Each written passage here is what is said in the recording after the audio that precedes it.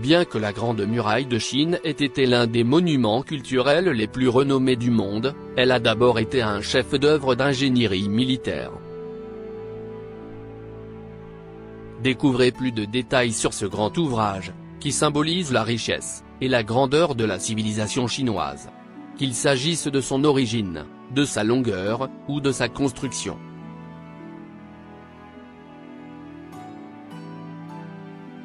Il y a peu de monuments qui ont une réputation comparable à celle de la Grande Muraille de Chine, l'une des 7 merveilles du monde antique. Beaucoup de légendes et de rumeurs ont circulé sur cette grande muraille, dont ne subsistent aujourd'hui que quelques pans, qui accueillent chaque année des millions de visiteurs, venus du monde entier. Raisons militaires, maintien de la sécurité, système de défense. Avant de devenir un monument, comment et pourquoi le mur le plus célèbre de la planète a-t-il été bâti ?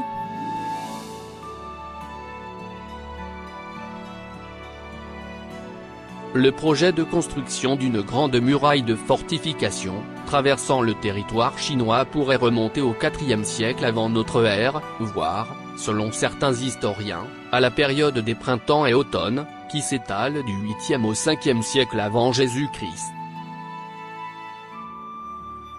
Il s'agit d'une période d'instabilité politique, très forte entre différents royaumes, qui a conduit les généraux à privilégier l'installation de fortifications, à l'époque composées principalement de terre et de cailloux. Pendant cette période, il y a eu une forte instabilité politique entre les différents royaumes, ce qui a poussé les généraux à privilégier l'installation de fortifications à l'époque, principalement constituées de terre et de cailloux.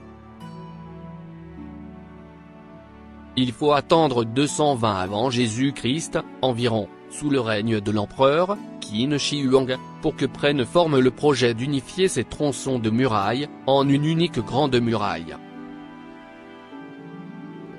Son but était, à l'époque, de repousser les invasions des peuples barbares, venus d'Europe du Nord, qui arrivaient par les steppes des actuelles, Russie et Mongolie.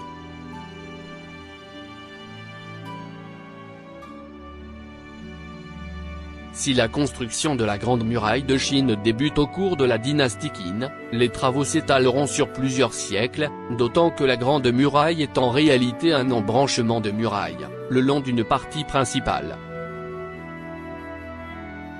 Sa construction rythmera la vie de la Chine sous les dynasties Han, Yuan, Ming et Qing, pour s'achever vers la fin du XVIIe siècle.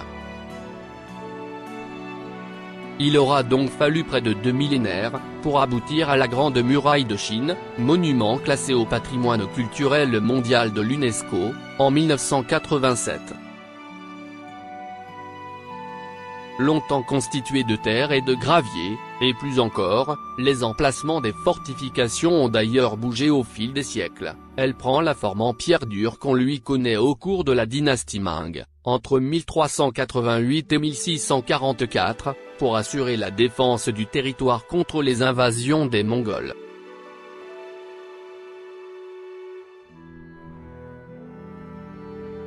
Véritable fortification, la Grande Muraille de Chine n'est en réalité pas entièrement une muraille, mais une succession de fortifications reliées par des pistes cavalières, des forteresses, et des cols de montagne.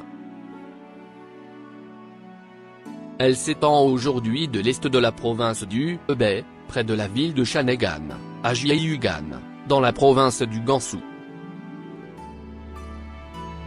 La longueur totale de cette grande muraille est régulièrement corrigée, et mise à jour par les autorités chinoises, prenant notamment en compte des portions de murailles détruites au fil du temps, et des embranchements de la muraille principale.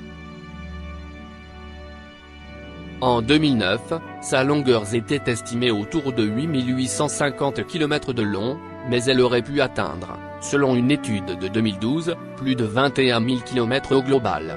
Aujourd'hui, on estime que seuls 8,2% des fortifications originales sont encore debout, souvent dans un état dégradé.